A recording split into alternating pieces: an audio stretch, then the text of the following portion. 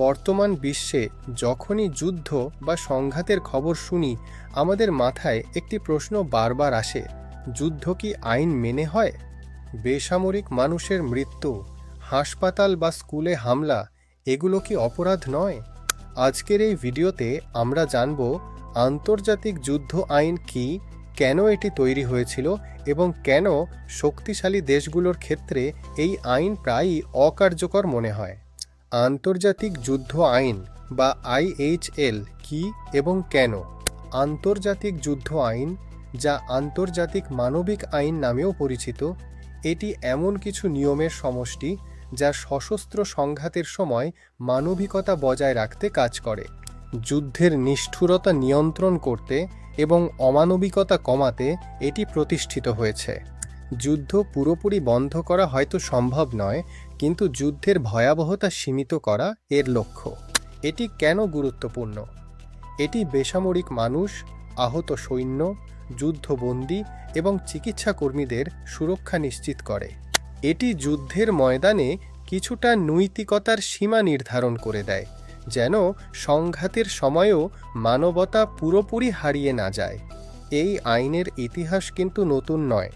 প্রাচীনকাল থেকেই বিভিন্ন সভ্যতা যুদ্ধে কিছু রীতিনীতি মেনে চলত। তবে আধুনিক আন্তর্জাতিক আইনের ভিত্তি মূলত 1863 সালে রেড ক্রস প্রতিষ্ঠার সময় থেকে শুরু হয়। এর আধুনিক ভিত্তি মূলত 1949 সালের জেনেভা কনভেনশনের মাধ্যমে শক্তিশালী হয়েছিল। এরপর বিভিন্ন প্রোটোকল যুক্ত করে একে বর্তমান বিশ্বের উপযোগী করে আধুনিকায়ন করা হয়েছে।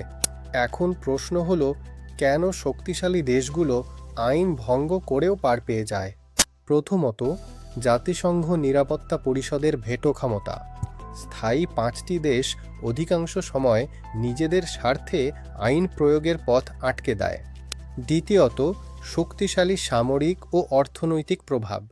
তাদের বিরুদ্ধে ব্যবস্থা নিলে বিশ্ব অর্থনীতিতে বড় ধরনের বিপর্যয় আসতে পারে।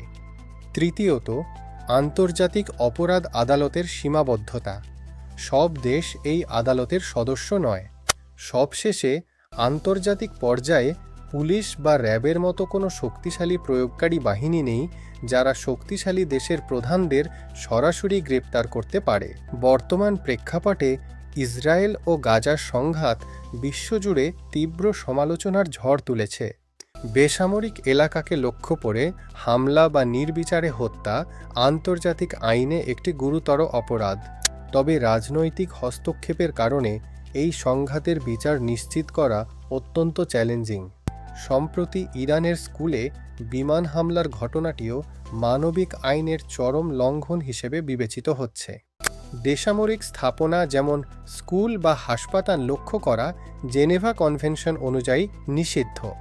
শক্তিশালী দেশগুলো প্রায়ই একে ভুল লক্ষ্যবস্তু বা আত্মরক্ষা বলে দাবি করে পার পেতে চায়। আন্তর্জাতিক যুদ্ধ আইন কি তাহলে ব্যর্থ? এটি হয়তো সম্পূর্ণ ব্যর্থ নয়, কারণ এটি একটি মানদণ্ড তৈরি করে রেখেছে। এই আইনকে কার্যকর করতে হলে জাতিসংঘের সংস্কার এবং দেশগুলোর ওপর জনগণের সম্মিলিত চাপের প্রয়োজন। আপনারা কি মনে করেন? শক্তিশালী দেশগুলোর কি আইনের ঊর্ধ্বে থাকা উচিত? কমেন্ট করে জানান। ভিডিওটি ভালো লাগলে শেয়ার করবেন। ধন্যবাদ।